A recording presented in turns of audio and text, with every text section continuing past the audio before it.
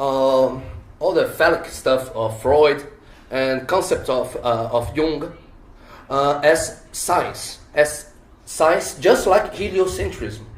I'm asking, this is a modern, maybe this is a modern mythology.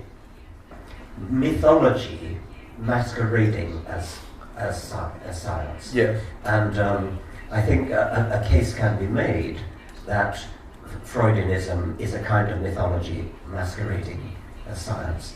A lovely story told by Peter Medawar. So Peter Medawar, great British biologist, who was actually born in Brazil. He was satirizing a theory of what Darwin's illness was. You know, Darwin was an invalid for most of his life. He was a very fit, healthy young man when he travelled in South America. But then, once he got back to England, he became an invalid. He was sick most days. And one theory of how he got sick was that he was bitten. We know he was bitten, actually, while in South America, by the great black bug of the pampas, which gives you Chagas disease. I'm sure you get Chagas disease here. And some of his symptoms fit Chagas disease.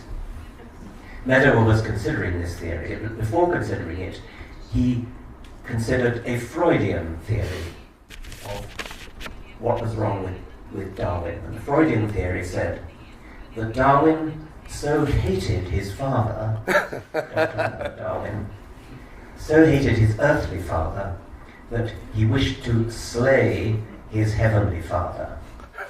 This theory was advanced by a Freudian psychiatrist, psychoanalyst, and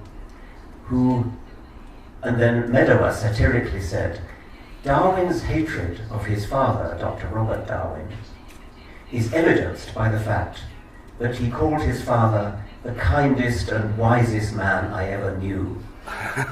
Evidence, if evidence were needed, of how deeply his hatred had been repressed. Well, that's a satirical summary of the Freudian worldview, where everything is explained, and if it's apparently not explained, if the opposite appears to be the case, then you just explain it away by saying it was repressed. So there is a danger that something that looks like science actually isn't science. It's a closed system which doesn't admit of any kind of refutation.